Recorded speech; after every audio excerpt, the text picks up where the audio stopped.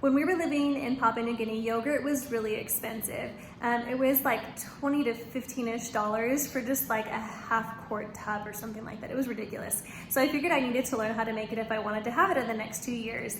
When we were on vacation in Solomon Islands, I saw a little gadget called an Easy Yo that's made in New Zealand, and that's been one of the most wonderful things. No transformers, no electricity. It's been really easy to use, and I've really loved it. If you have the means to get it, it's on Amazon. If not, it's really easy to recreate this little setup if you like. This is our little recipe. I use some milk powder because I always have it on hand and it's really easy to use that way. The yogurt does not taste at all like milk powder. That worried me when my friend suggested it the first time, but it really doesn't. So don't worry about it. It's a great way to use your pantry items and still get to have the foods that you love. Right, first things first, I'm going to add about 700 milliliters of just warmed water to my little container here. Next, I'm gonna add half a cup of milk powder, and I'm gonna give it a really good stir to make sure it's nice and incorporated.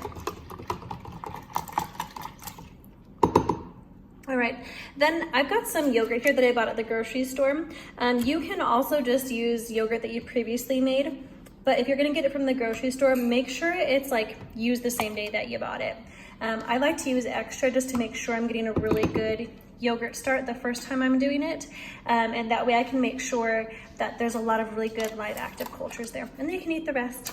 But it only takes a little bit of yogurt, so I just bought this little one. Next, you're gonna want to top up the water after you've given it a good shake to make sure that everything's worked its way around. All right, I've topped up the water so that it's all the way filled up. I've got my milk powder in here, I've got my yogurt in here. Next, I'm gonna take this extremely large thermos that's got a little toggle on there, and I'm gonna put in some boiling water. This doesn't need to be drinking water, it just needs to be good and hot. Then we're going to stick in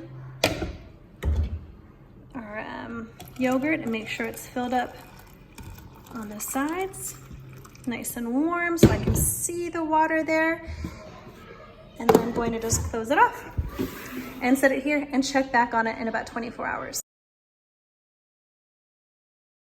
I can still feel a bit of warmth in the water here, but when I touch the water, it's really not very hot anymore. That's okay. I'm gonna take out our yogurt. As you can see, it's kind of got a little bit more of a yellowy color to it.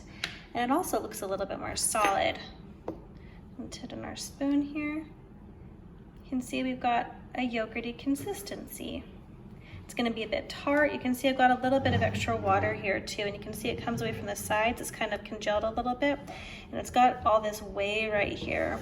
You can strain your yogurt if you like to get it thicker, but you're also gonna lose a lot of quantity this way, and this whey has so much protein in it, so it's really beneficial. But how cool, we made yogurt, right? The longer you let it sit in the thermos, the more tart it becomes. So consider that when you're making it. It's a really fun little experiment to do and very delicious.